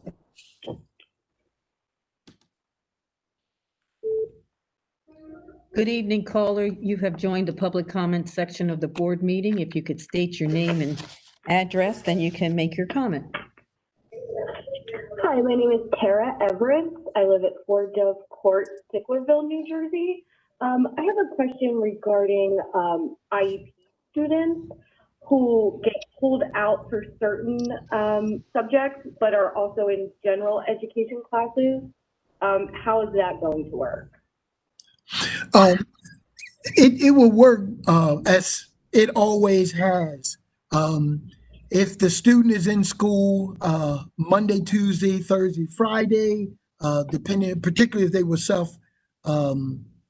self-contained, or if we have the space, we'll allow the special education students to come more than the 2 days that most of the students will. And while they're in school, those services will be provided as they always have. I just want our parents to know that if you are in school any of those days, we are mirroring the same format that we've had in the past. So full days, services will be provided, electives will be offered. So it's a normal school day. So those services will be provided while they're in school.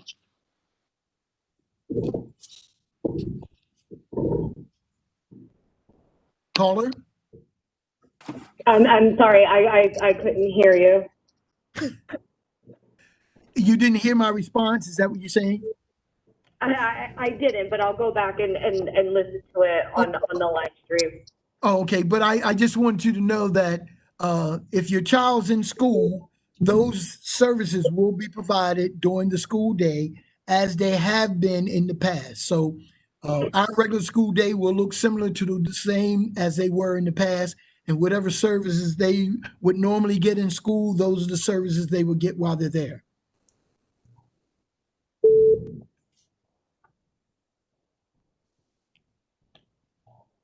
Ms. Everett, are you?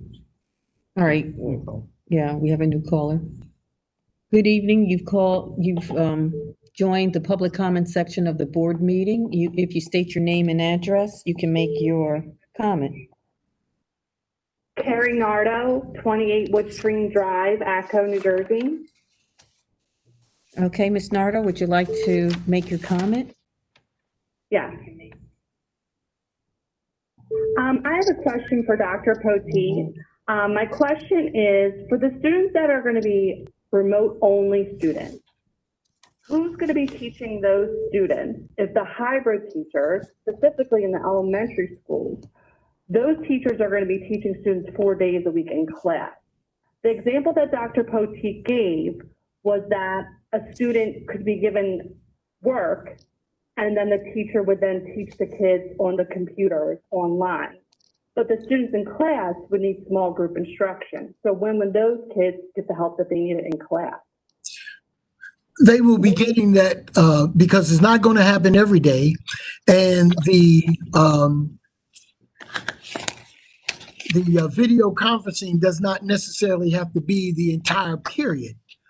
So at this point, it's a matter of course, planning. The teacher may be online with the students for 20 minutes, 25 minutes, whatever it may be. Particularly for the lower level or elementary classes, you know, those students are in there all day. So at this point, the teacher can plan a segment of time when he or she want to communicate with those students. But at this point, it's possible. And the only thing I ask of the parents is, let's give it an opportunity to see it work. And I'm certain it will be beneficial. But again, as I stated earlier, my objective is to make sure there's some contact with those students at home as much as possible. So at this point, yes, we are going to be working out all the details. I only ask that you give it an opportunity and let's see how it works.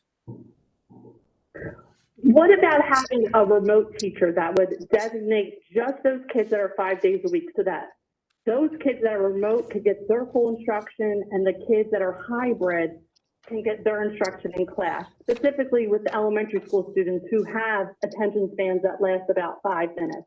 And you're trying to have a classroom full of maybe 10 or 15 kids and then trying to have the kids online on the computer. I feel like a remote teacher would make that easier and they can just work with those kids online 5 days a week and give them full parent contact that they would need. I think that would be maybe a better suggestion so that everyone's still learning.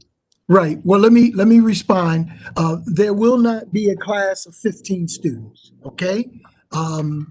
We do not have any classes that large because of social distancing. 2, we do not know whether or not we're going to have teachers strictly for remote learning.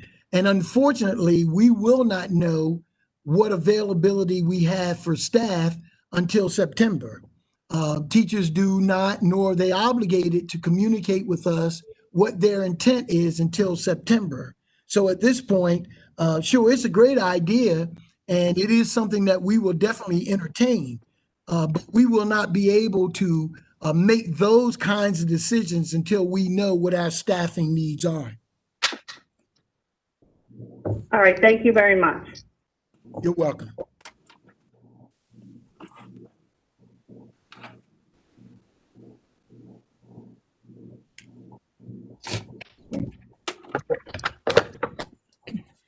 Here we have it. Good evening, caller. You've joined the public comment section of the board meeting. Please state your name and address. Hi, my name is Kathy Romeo.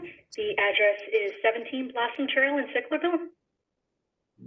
Okay, would you like to make your comment?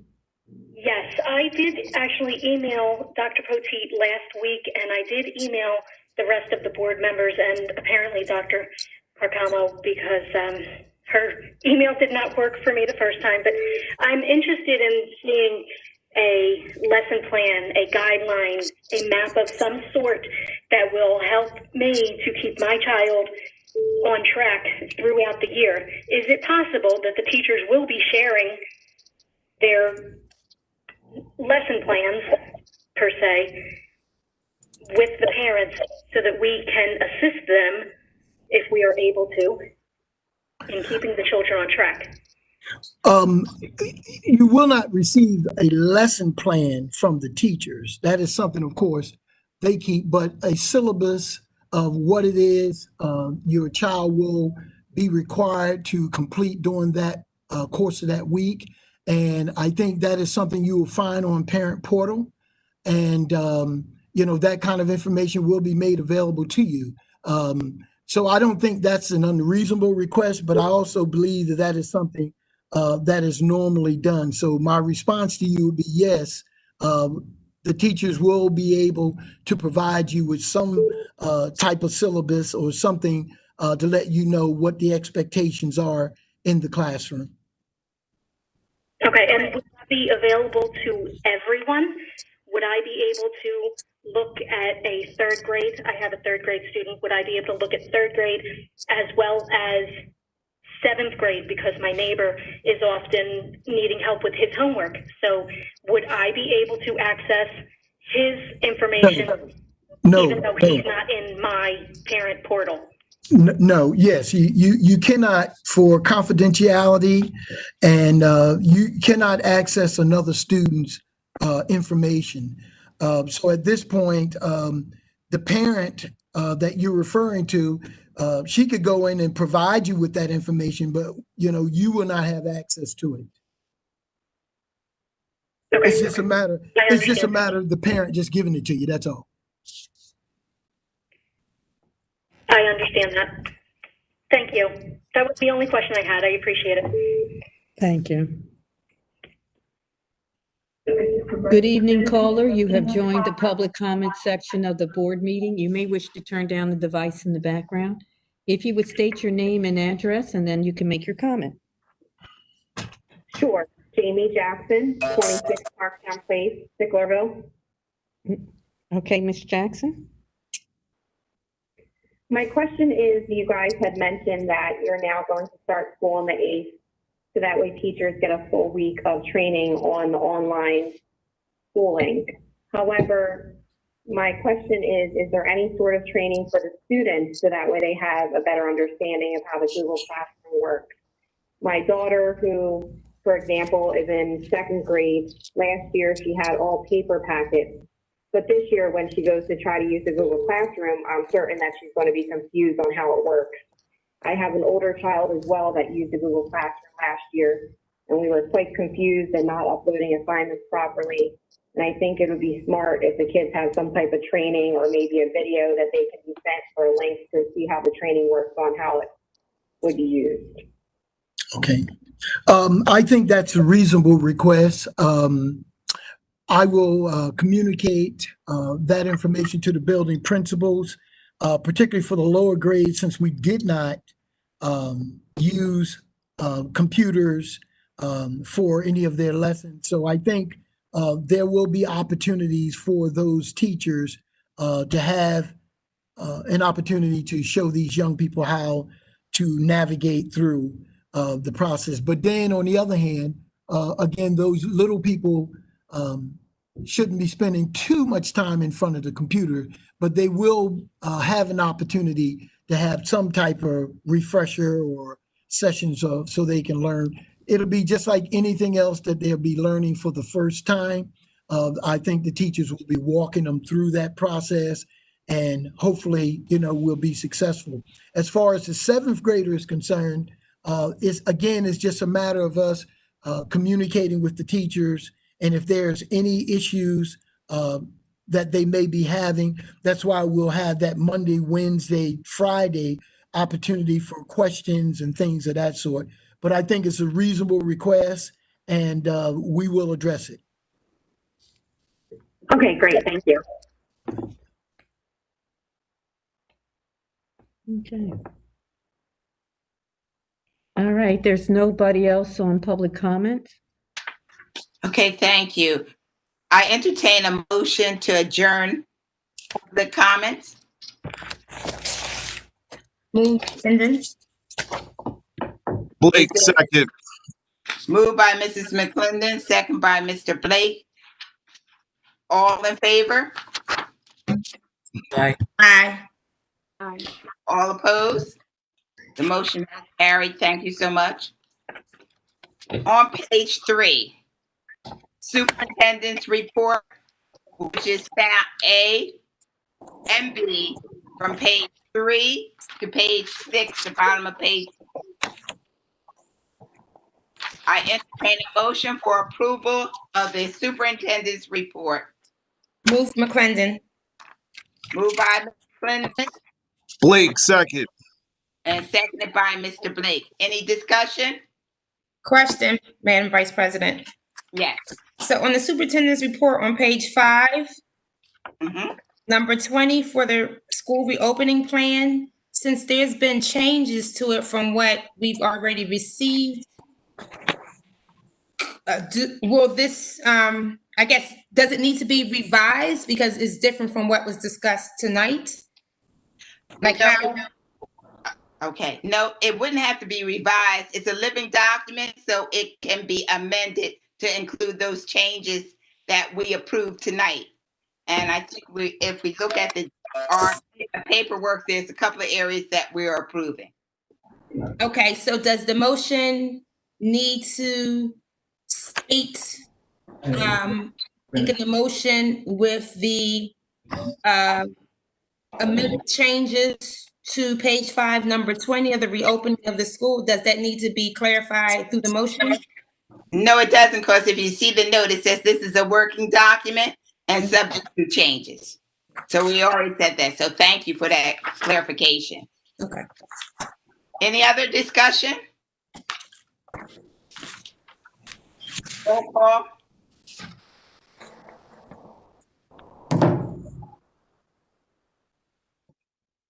Roll call. Mr. Blake, Yes.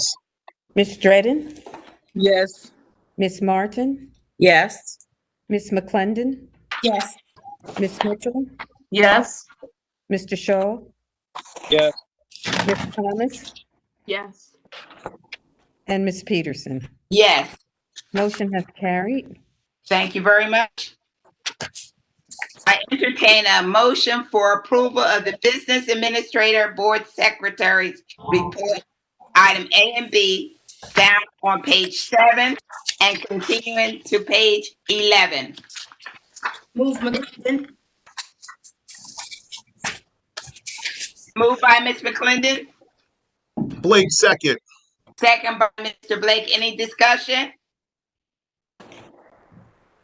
Yes, Madam Vice President, Yes. can I just, on page 9, I see from 12 to 15 that we are providing some, the Dr. Poteet and the staff were able to secure safety equipment to assure that all our staff and students are safe. And I just wanted to thank them for coming up with that solution to assure that we're going to try to provide the safest environment possible for our students and our staff. Thank you. Thank you for the acknowledgement. Any other discussion? Seeing none, roll call. Mr. Blake, Yes. Ms. Dredden, Yes. Ms. Martin, Yes. Ms. McClendon, Yes. Ms. Mitchell, Yes, yes. Mr. Shaw, Yes.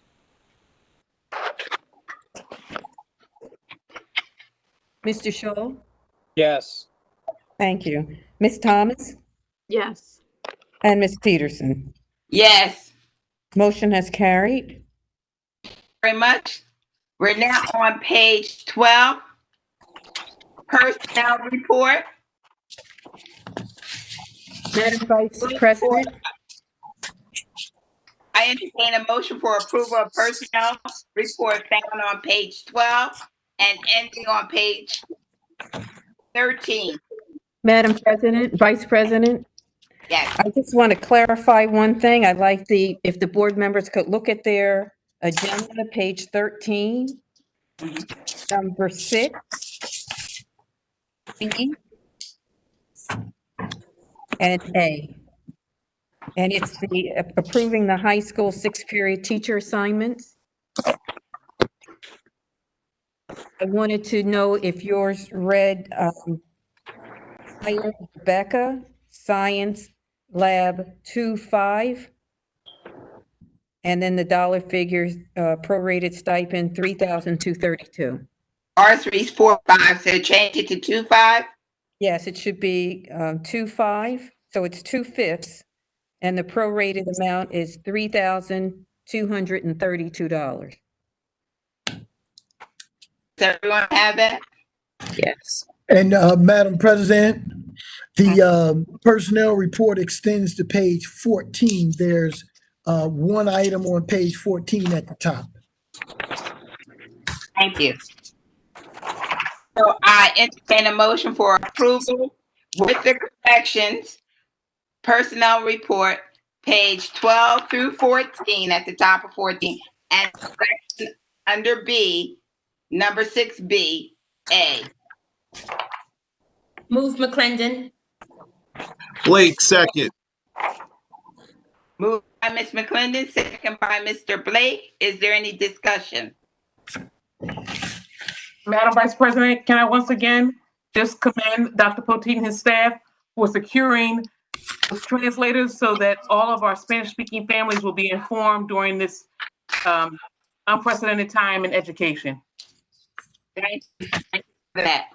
So thank you, Dr. Poteet. Any other additional comments?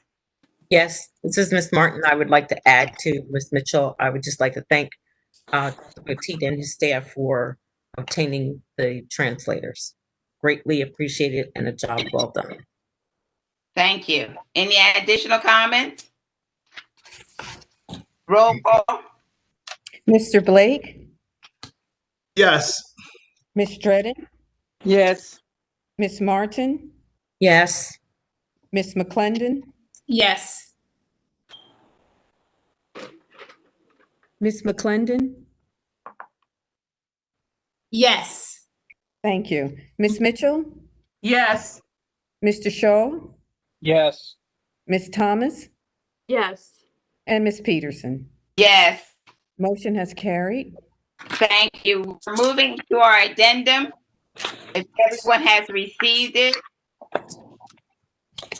now a few minutes to look it over.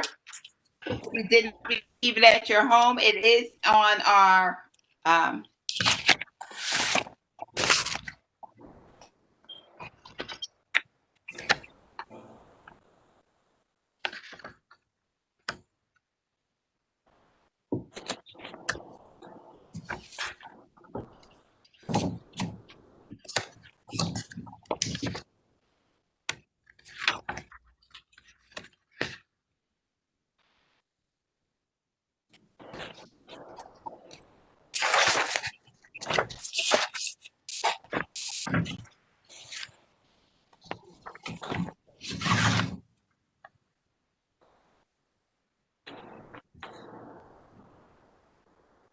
we're ready. I believe the superintendent report, Ms. McClendon, this is one of the items that you talked about regarding your meeting, the restart and recovery plan. Yes, Madam Vice President. And so everyone, she gave us a brief overview as part of her committee report, and I thank her for that. So if we're ready, I move for approval of the superintendent's report, item A, policy P1648, restart recovery plan. Move McClendon. Blake, second. It's been properly moved and second by Ms. McClendon moved by Ms. McClendon and second by Mr. Blake. Is there any discussion? Seeing none, roll call. Mr. Blake, Yes. Ms. Dredden, Yes. Ms. Martin, Yes. Ms. McClendon, Yes. Ms. Mitchell, Yes. Ms. Ms. Mitchell. Yes. Thank you. Mr. Shaw, Yes. Ms. Thomas, Yes. Ms. Peterson. Yes. Motion has carried. I entertain a motion for approval of Business Administrator Board Secretary's report. Item A, which has 7 components and is found on page 1 and it ends on page 3. Move McClendon. Thank you. Second, Blake. Thank you. It's been properly moved and second, moved by Ms. McClendon, second by Mr. Blake. Are there any questions? Madam Vice President. Yes. numbers on page 2, number 6, A, where it says in public on Tuesday, August 11th, 2020, 2020 as follows. Should there be two 2020s? No, Madam Board Member, and we will take one of those out. You want the first one or the second one?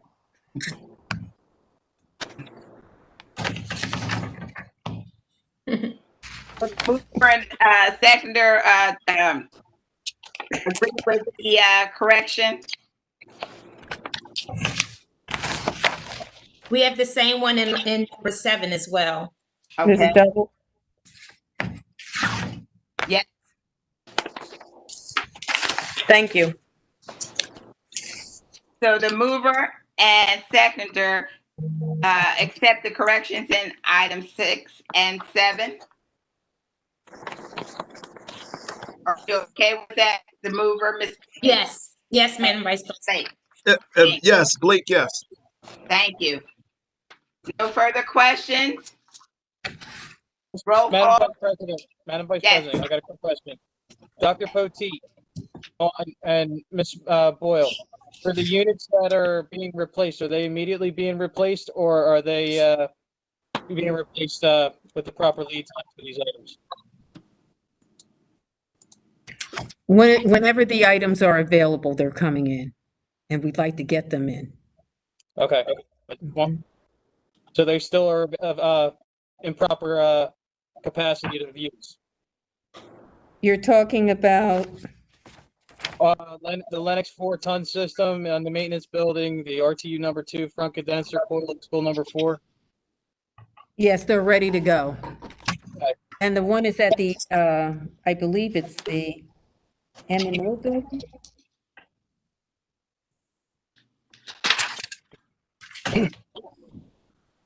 Yes, one of those units is at the M&O building.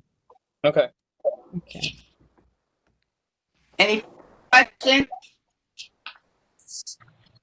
Roll call. Mr. Blake, Yes.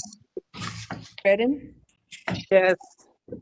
Ms. Martin, Yes. Ms. McClendon, Yes. I'm sorry, I didn't hear you, Ms. McClendon. Yes. Thank you. Ms. Mitchell, Yes. Mr. Shaw, Yes. Ms. Thomas, Yes. and Ms. Peterson. Yes. Motion has carried. Thank you. You're welcome. Open Public Records Act, Oprah request. Yes, Madam Chair, between July 17, 2020 and August 7, 2020, we responded to this, the list of items. One was from Ms. Kelly Hogate on behalf of Robert Gatsby. They wanted all certified payroll records from Godaldi Brothers. We provided them. Mr. Ellery Carl requested itemized survey results regarding home internet status of families. That was provided. An explanation as how the surveys were conducted. That was also provided, and itemized results of those surveys. Those documents did not exist. The third one is Mr. Ellery Carl. He wanted a copy of the CARES Emergency Relief Grant and a copy of the Carl D. Perkins Grant as approved, and those documents were provided. The next one was from Mr. Ellery Carl. He wanted an application for the 2020 IDA Grant Award and also the HIB and SSDS report from September through December of 2019. Those documents were also provided. The next one was a copy of the current employment contracts for the superintendent, employment contract for the assistant superintendent, and the employment contract from the human resources director from 2015, 16, 16, 17, 17, 18, 18, 19, 19, 20, and 2021. Same dates for the assistant superintendent. Those documents were provided. And we had the final one was from Mr. Aaron Jones of the SEIU, 32BJ. That gentleman requested electronic copies of the following materials: the school district's most recent base contract agreement and any corresponding contract addendums for custodial services. The same thing for food service management services. Those documents were provided. It was also requested for contracts or addendums for security services. Those documents do not exist, so they were not provided. The next one was if custodial services, food service management, or security services are provided in-house, please provide written confirmation. That was provided for the security services. And if any of the above noted services are currently the subject of an RFP, to provide a copy of the RFP. Those documents do not exist.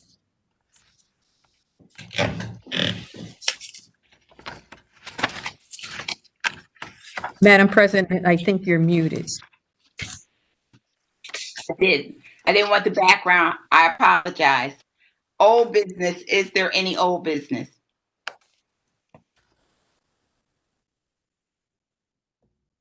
And any new business? Any new business?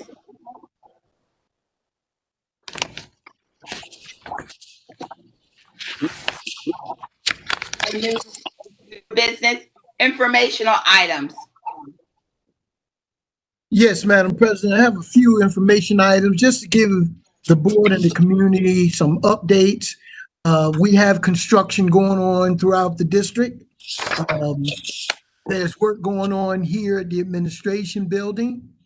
We have work over adjacent to the middle school, which is the old special services modulars, which is, we are removing those.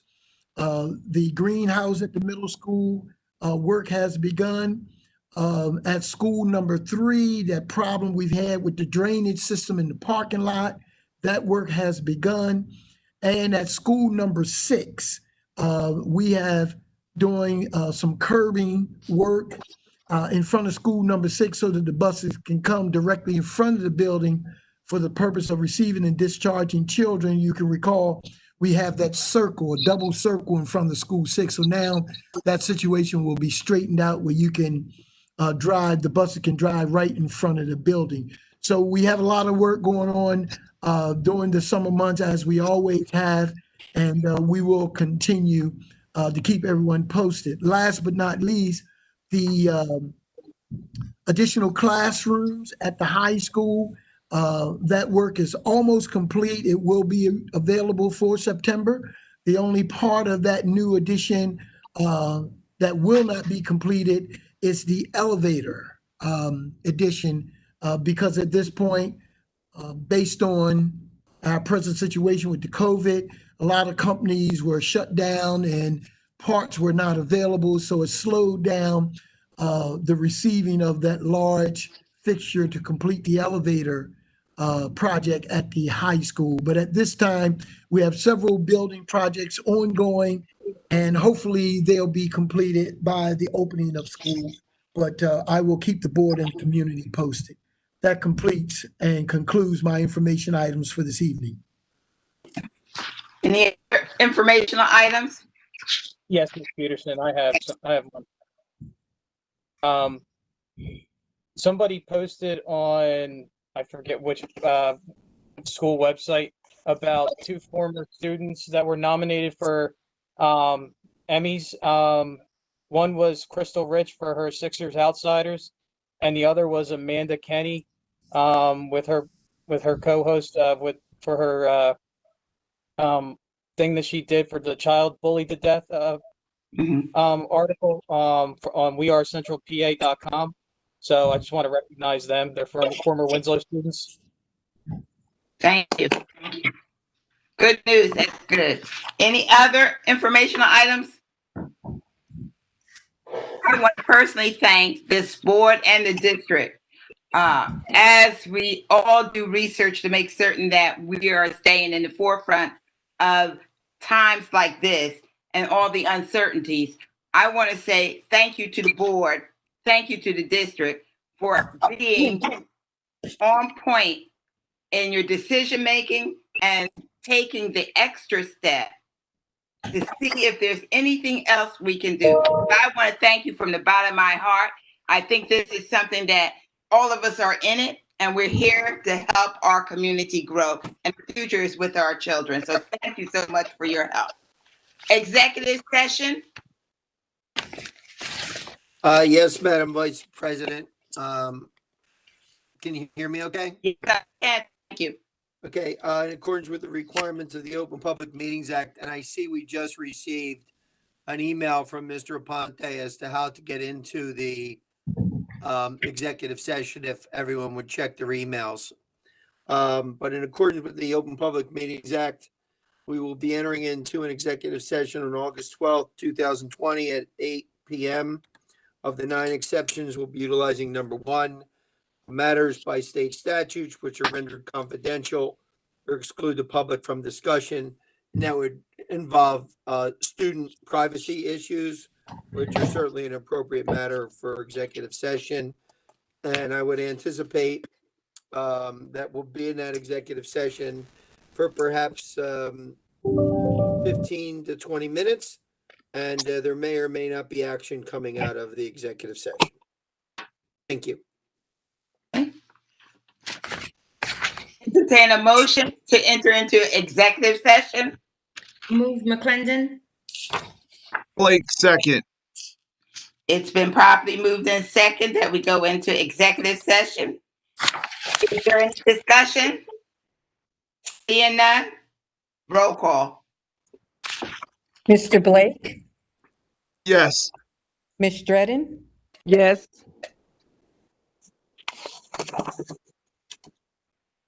sorry, Ms. Dredden, I heard it say yes. Ms. Thank you. Ms. Martin, Yes. Ms. McClendon, Yes. Ms. Mitchell, Yes. Mr. Shaw, Yes. Ms. Thomas, Yes. and Ms. Peterson. Yes. Motion is carried.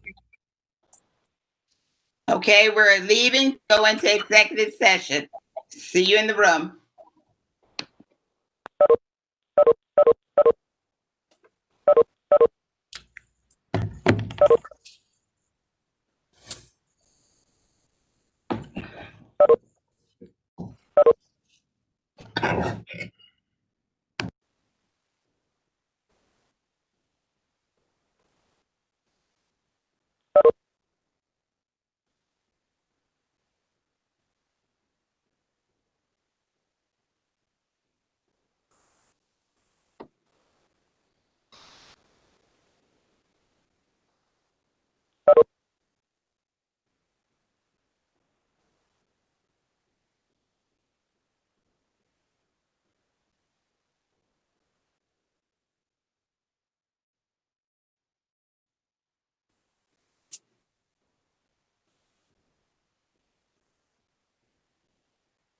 How am I doing, Mr. Ponte? Did I get here quickly?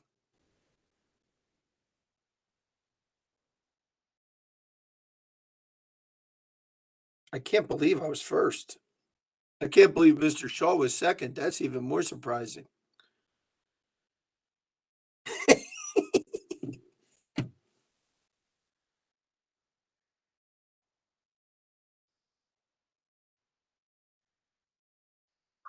Mr. Long, put your mic on mute. I'm sorry?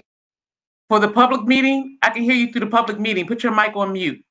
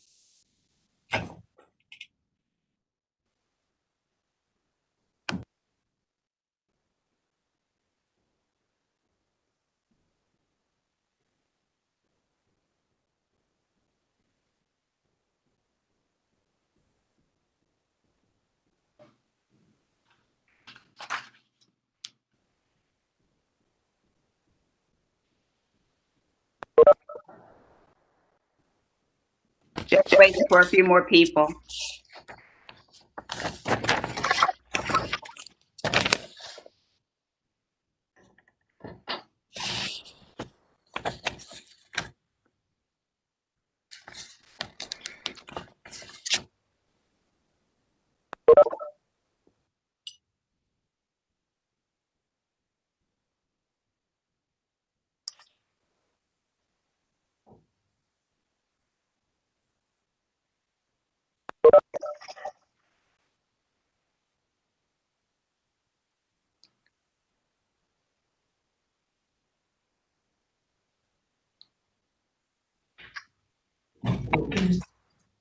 Mm-hmm. Okay, Ms. Boyle, she's in? Yes. Okay, Dr. Potteet? Yes, I'm here, Madam President. Am I missing someone? I don't think so.